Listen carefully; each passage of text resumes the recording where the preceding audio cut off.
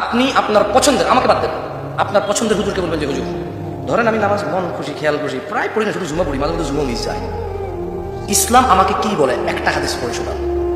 আমি ভাই জানি 99 লোককে হত্যা করে জান্নাতে গেছে, মহিলা বেশ্যা মহিলা, পতিতালয়ের মহিলা কুকুরকে পানি খাইয়ে জান্নাতে প্রবেশ করছে, সব জানি। এগুলো বনি ইসরায়েলের কাহিনী। কার কাহিনী? কার? বনি ইসরায়েল। আল্লাহ নবী নিজেই বলেছে সাল্লাল্লাহু। আমি জানি ভাই তোমার সাথে আমি চ্যালেঞ্জ করতে আসতেছিলাম, বাট তুমি একটু তোমার পছন্দের হুজুরকে বলো না যে যে লোক নামাজ ত্যাগ করছে তাকে আল্লাহ কি বলছে এবং আল্লাহ নবী কি বলছে। আল্লাহ তাকে মুশরিক বলছে, আল্লাহ নবী তাকে মুশরিক বলছে। আল্লাহ তাকে কাফের বলছে, আল্লাহ নবী তাকে কাফের বলছে। আল্লাহ নবী তাকে মুনাফিক বলছে, আল্লাহ তাকে মুনাফিক বলছে। ব্যাস, আর ওয়াজ করা লাগবে? মুসলমান হওয়ার ফর্মুলা কি জানো? এই যে গার্মেন্টস কর্মীরা যে ডিউটিতে যায় কি মানে পাঞ্চ করে, কি করে? বড় বড় অফিস আদালতে যারা ডিউটি করে কি করে? পাঞ্চ করে। মানে পাঞ্চ মানে সে ডিউটিতে আসছে, পাঞ্চ মানে সে আসে। তো মাসে কয়দিন পাঞ্চ করছে? মাসে 22 দিন করছে, 8 দিন সে আসে নাই। তো 4 দিন তার সাপ্তাহিক ছুটি ছিল, 4 দিন সে আসে না, 4 দিনের বেতন কাটা। কয়দিন বেতন কাটা? আচ্ছা এগুলো একটা 30 দিনের মধ্যে বেটায় আসছেই মাত্র 7 দিন। কয়দিন? কয়দিন? এই যে কি আসছে, এই লোক তো আসে না, এর কাজ করবে কি? বাদ দাও, কি করো, বাদ দাও, ওজন নোটিশ পাঠান। আপনি ডিউটি ঠিক মতো করেন, আদারওয়াইজ আপনাকে এখান থেকে বঞ্চিত করা হবে এবং আপনার থেকে মুসলেখা নিতে হবে। আপনাকে মুসলেখা নিয়ে আপনাকে বাইর করবে এখান থেকে। আপনি যে কাজটা করলেন না, 26 দিন আসেন, আপনার কাজটা কেউ করে নাই, কেন আসেন? ওয়ারেন্টি দিবে, রাইট? পরের মাসে আবার সে 7 দিন আসছে। কদিন আসছে? কদিন? কোম্পানি বলছে ইউ আর নো মোর ইয়ার। যা, তুই এর কোম্পানির শ্রমিক না, তুই এর কোম্পানির কি আর উন্নতিতে, তুমি আর এই কোম্পানির স্টাফ না, আর উন্নত, you are no more employ, আপনি আমাদের এমপ্লয় না। আর বাদ কিনা? তো এক সপ্তাহে 35 ওয়াক্ত নামাজে আপনি আসেন 1 ওয়াক্ত জুমা। কয়েক জুমা? জুমায় আসেন, তাহলে 4-35 কত হয় হিসেবে কাজ? আমি 70 দুগুণ 140 না? এক মাসে 4 জুমা হইলে 140 ওয়াক্ত নামাজ আপনি কয় ওয়াক্ত যান? কয় ওয়াক্ত? সামনে একটা কোম্পানি আপনারা রাখে না। পাবনার মানুষ, আমি চলে যাবো এখান থেকে, তোমাকে একটা ছোট্ট নসিহত করে তুমি এটাকে লিখে নাও, মেনে নাও, সফলতা তোমার আসবে ইনশাআল্লাহ। যদি তুমি ছেড়ে দাও আমার যায় আসে। আশহাদু আল্লা ইলাহা ইল্লাল্লাহ ওয়া আশহাদু আন্না মুহাম্মাদান আবদুল্লাহি ওয়া রাসূলুহু, এই কথা বলে মুসলমানিত্বে জয়েন করা লাগে। কি করা লাগে? মানে চাকরি যেরকম ডিউটি জয়েন করে না, চাকরি নিয়োগ হয় না, যেই ব্যক্তি আশহাদু আল্লা ইলাহা ইল্লাল্লাহ বলে ওয়া আন্না মুহাম্মাদান আবদুল্লাহি ওয়া রাসূলুহু, সাক্ষী দেয় যে আল্লাহর নবী হচ্ছে আল্লাহর প্রেরিত বান্দা ও রাসূল, সে কি করলো? সে হলো মুসলমানে জয়েন করে ফেললো, মানে সে আশ্রয় নিরাপত্তায় চলে আসছে। কোথায় আসছে? কোথায় আসছে? যে ব্যক্তি ইসলামে আসছে সে কোথায় আসছে? নিরাপত্তায় আসছে আগুন থেকে, নিরাপত্তায় আসছে জাহান্নাম থেকে। এইবার সে মুসলমান হওয়া যায় না, মুসলমান হয়ে থাকতে হয়। মুসলমান কি করতে হয়? বুঝে আসছে? তোমার শেখকে জিজ্ঞেস করি ঠিক বলছি না ভুল বলছি? দেখো এগুলো হানাফি, শাফি, মালিকি, হাম্বলি এরকম কোনো কথা না যে তুমি ঝগড়া করবা। সুন্নি, চিশতি, সাবরি, তরিকত, হাকিকত, মারিফত, শরীয়ত এমন কোনো কথা না যে তুমি তর্ক করবা। বসে বসে সবে বরাত আছে না নাই এমন কোনো কথা না যে তুমি তর্ক করবা। 87 রমজানে কি সবে কদর নাকি 21, 23, 25, 27, 29 এটা এমন কোনো বিষয় না যে তুমি তর্ক করবা। সবে মেরাজে কোনো ইবাদত আছে নাকি নাই এমন কোনো বিষয় না যে তুমি তর্ক করবা। তোমার যে হুজুর খুশি সেই হুজুরকে জিজ্ঞেস করিও যে মুসলমান মানুষ হইতে পারে না একদিনে, মুসলমান কন্টিনিউ হইতে হয়। কি করতে হয়? হইতে থাকতে হয়। কি করতে হয়? হইতে থাকতে। ফর এক্সাম্পল মুসলমান হয়ে গেছে, এবার ফজরে যাই বললো যে লাব্বাইক ইয়া আল্লাহ, ইয়া আল্লাহ আমি আপনার উপর যে ঈমান আনছিল ঠিক আছে, আমি বহাল রাখছি ঈমান। জোহরে আয়সা বলবে ইয়া আল্লাহ ঈমান বহাল রাখছি আপনার উপরে, এখন ঈমান রাখছি। আসর আসবে, প্রমাণ হবে যে আল্লাহ ঈমান থেকে ফিরি নাই। মাগরিবে আসবে, আল্লাহ ঈমান থেকে ফিরি নাই। ঈশায় আসবে, আল্লাহ ঈমান থেকে ফিরি নাই। পরের দিন যাবে, বলবে আল্লাহ আজকেও ফিরি নাই। পরের দিন যাবে, বলবে আল্লাহ আজকেও ফিরি নাই। লোকটা যদিও জুয়া খেলে, লোকটা যদিও মদ খায়, লোকটা যদিও নেশা করে, লোকটা যদিও মারামারি করে, লোকটা যদিও অনেক অন্যায় করে, মুসলমানিত্ব রাখতে হলে নামাজ আয়সা দিয়ে যেতে হবে 5।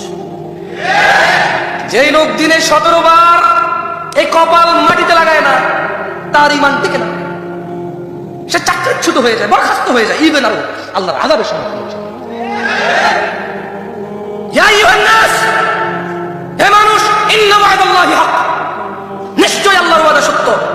ফালা তাগুররান্নাকুমুল হায়াতুদ দুনিয়া ওয়া লা ইয়াগুররান্নাকুম বিল্লাহিল গরুর, অতএব দুনিয়ার জীবন যাতে তোমাদেরকে কোনোভাবে প্রতারিত না করতে পারে। ইন্নাশ শাইতানা লাকুম আদু, নিশ্চয় শয়তান তোমাদের শত্রু। ফাত্তাখিযুহু আদু, তাকে শত্রু হিসেবে নাও, তাকে শত্রু হিসেবে নাও। আজকের দিনে মুসলমানের সবচাইতে বড় অপরাধ কোনটা জানেন? নামাজ ত্যাগ করা। অধিকাংশ মানুষ এই অপরাধ করত।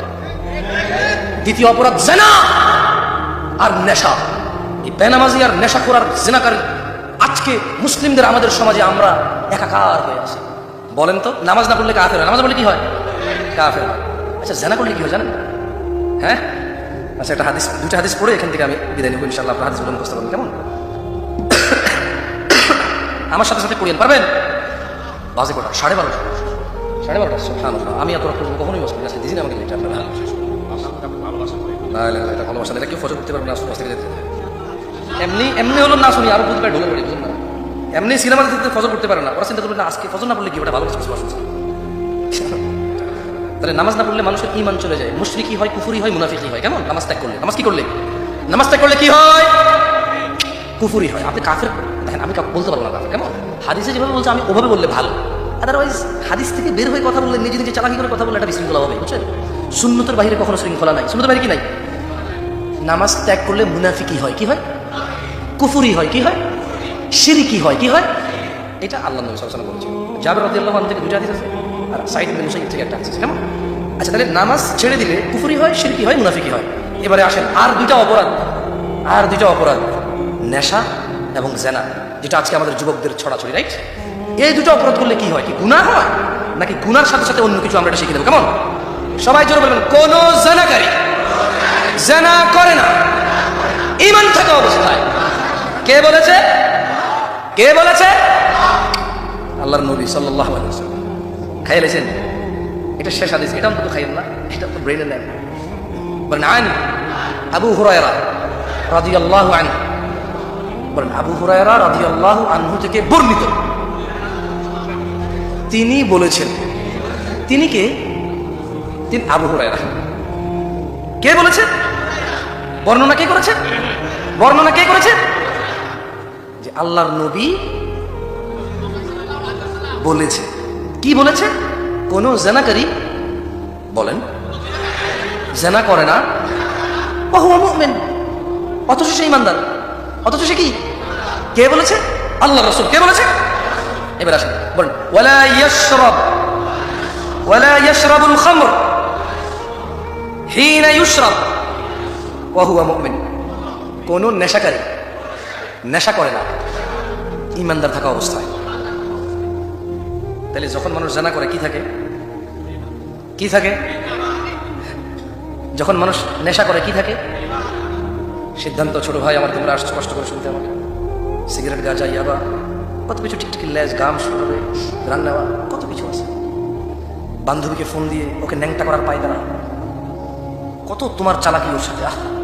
ছোট ওই মেয়েটা কিচ্ছু বোঝে না, তুমি যা বলো তাই করে, মাত্র 13 বছর বয়স, 14-15 বছর বয়স। বাপ মা কখনো এত আদর করে ওই মেয়েটাকে?